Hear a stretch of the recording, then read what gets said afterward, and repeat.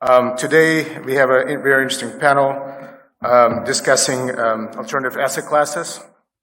And it's a bit similar to other technologies that we have. So today, Helena and Vinit are going to please join us. We'll speak more about about the panel and what we're going to work on. Please.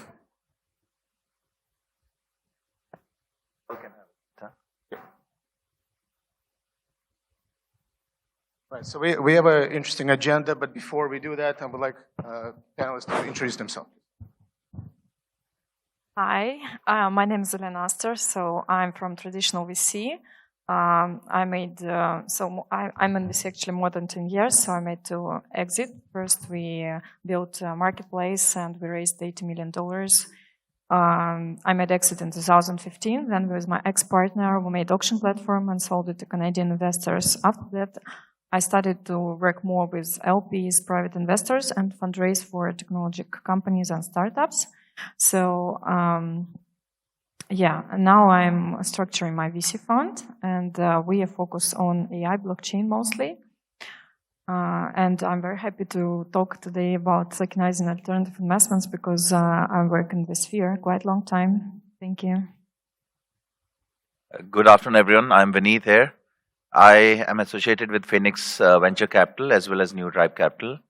We are a fund that has invested in over 90 plus investments in the last 1 year. The fund has done well as well. So I'm happy to talk about the VC side of asset tokenization. Great, thanks guys. All right, so in the recent years or days or months, we can say that we're getting a lot of exposure to tokenization, right? So it's not a new concept. Things have been done. Today we're going to talk about alternative classes such as VC. We're going to talk about real estate. We're going to talk about hedge funds. We're going to talk about NFTs. So would like to start the discussion. Maybe we can talk. It depends on question. So the question here would be, the asset class, right? So we have tangibles and intangibles, right? So let's talk about maybe real estate. Why don't we talk about it? How do you tokenize real estate asset and how do you bring people in? So when you look at real estate, it's always been considered as an asset, but for normal people to get in, I think the barrier to entry has been quite a lot. So I remember Derek once had mentioned that they had done a real estate deal for a hotel on Palm. Now, for a normal retail investor getting on board at $100 million deal is very tough. While when it comes to building a fractionalization and tokenization of the same asset, it becomes a completely different game. Traditionally, we have always been investing in assets in real estate, but now there's a fractional ownership that's coming up, and that's where tokenization comes. Someone who has done this well in Dubai is a company known as Smart Crowd, which is based out of. It's not done it on the blockchain. It's basically building up companies which are fractionalizing real estate. And I think CVVC has. With Hadi. Hadi used to head MR in the Middle East. They've actually taken up 21 villas where they're building that whole smart contracts around fractional ownership and digitization of real estate. Thank you. Speaking of fractional ownership, and we're going to talk about NFTs and everything else. So people don't realize especially NFT right now becoming a relatively hot market, that NFTs could be both securities and non-securities, right? So when you have fractional ownership, it's security. When you have a royalty payment, security. When you have a income sharing opportunity, it's security. I'm looking back in .com days when I took my first company public, and when SEC will wake up, a lot of people things will need to be unwind, like we did with ICOs, right, and everything else. And actually, for example, my company, we focus on that. We are equity crowdfunding platform, FINRA regulated, SEC. We do Reg CFs, Reg A+, we can do NFTs, both securities, non-securities. And we come across a lot of folks because we work with CAA, UTA, WME of the world, and they come to us with celebrities. They just want to get excited. You're focusing on NFTs. Can we talk about non-securities ones? How do you work with that? You work with art, right? Maybe you can discuss that a little bit. And then I can cover the security portion. Okay, yeah. So I work mostly with collectibles and art. So here we use marketplaces where you can buy NFTs, so like OpenSea, also Binance. Lots of my LPs, they added to their portfolio of alternative investment NFT, because NFT it's also an alternative investment, because for right now it's very risky investment. because of lack of securities, and also there are some frauds on the platforms. But one of my clients, he closed the deals and he bought Artblock's piece of art for $30 and he sold it for 1.3 million. Can you imagine? So you can make like several millions X for less than 6 months on NFT.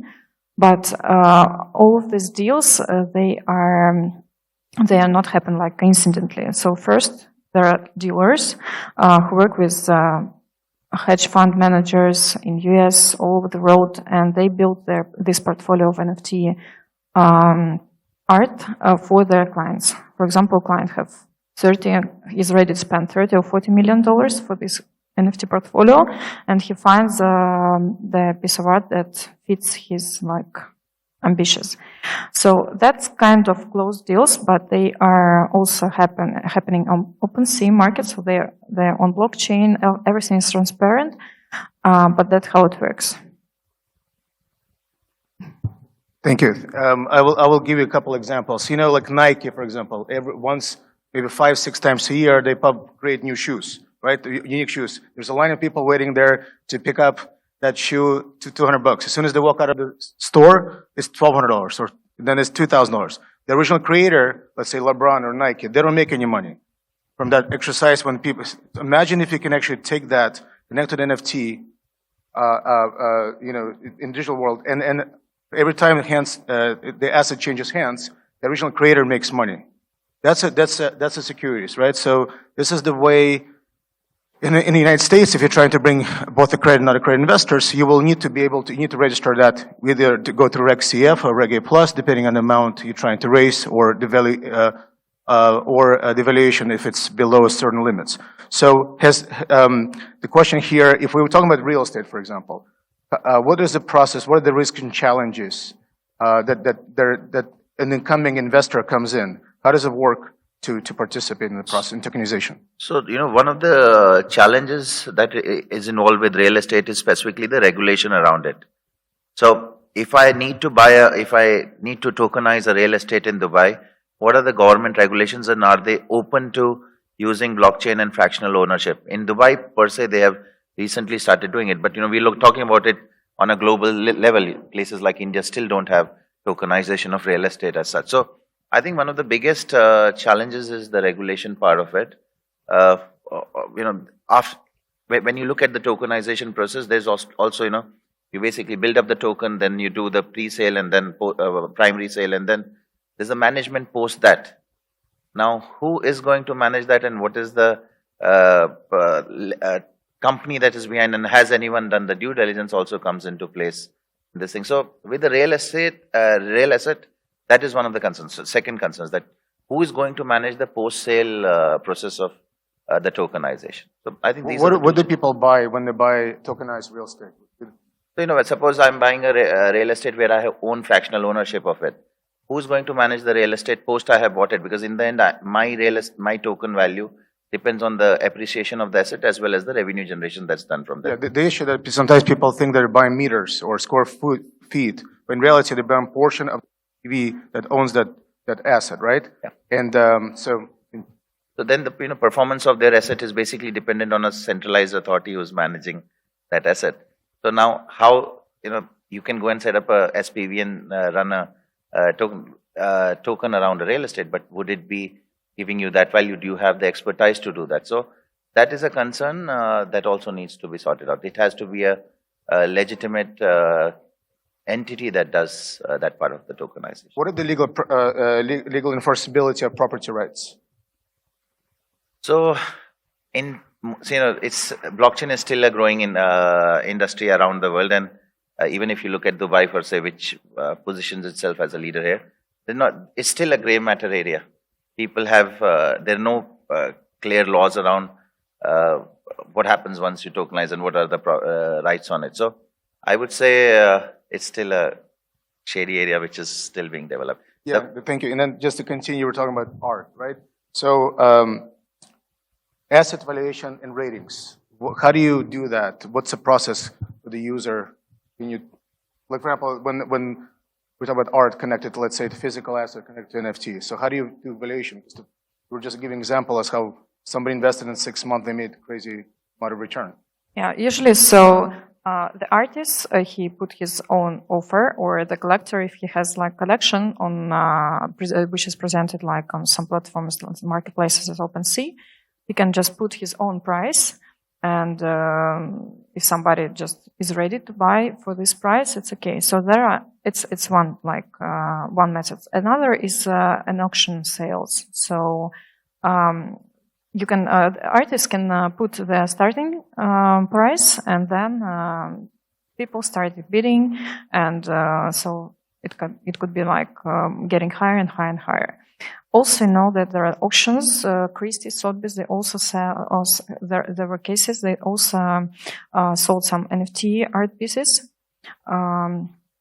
So yeah, that's how it works. The artist, of course, he can put big price, but nobody can buy it. So it's usually like the market should fit the price, you know.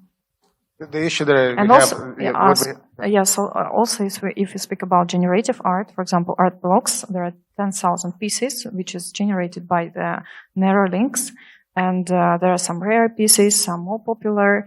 Also, some arts are exclusive and have only one piece, and some like have 10,000s. So yeah, and it could be a big difference between them. the issue that many have is about KYC AML, right? How do you bring people? A lot of weird pricing, and again, on those tokenized products, could be just money laundering, right? So what are the other risks that are involved? So we can just continue go on and on, but how is an incoming person into our market is protected? There are no KYC arts. OpenSea doesn't make like KYC or,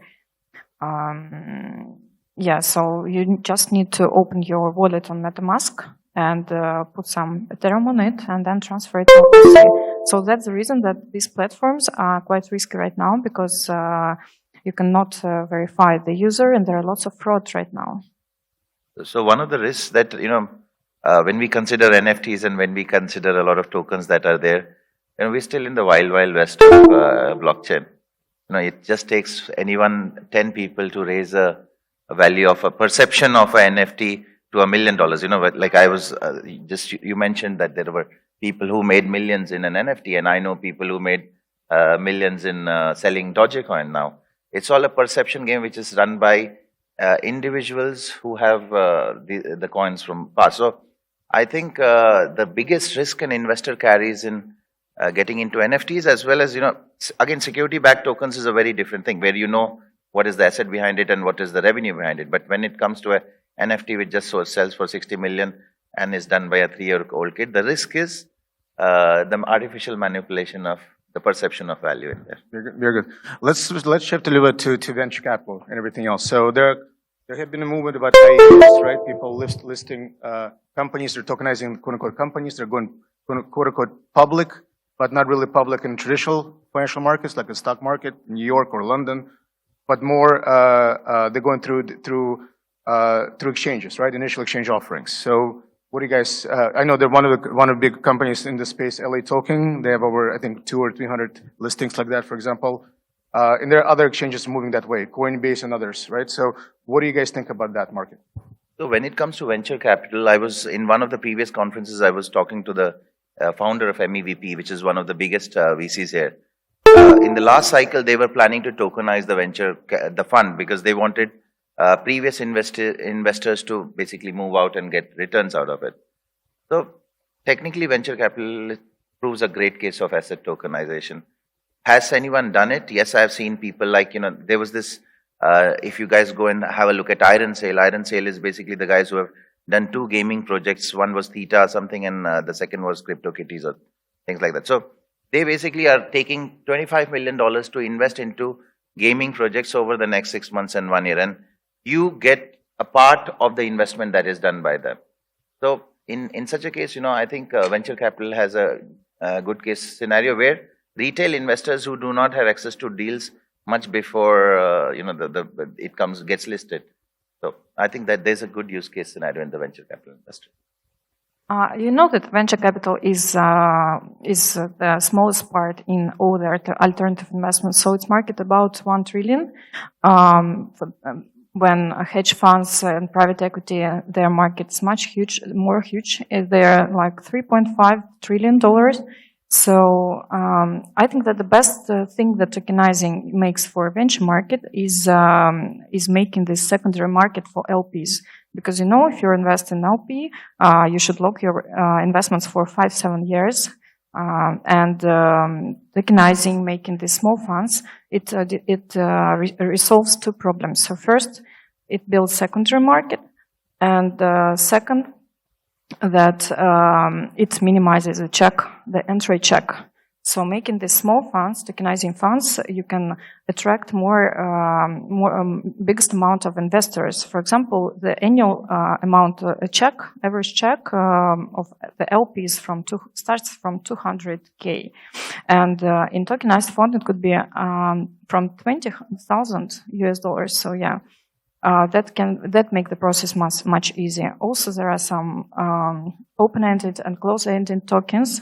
But LP tokens, they allows LPs to build a secondary market. So, in fact, one of the additions, one of the companies that we invested in was Shisha Finance.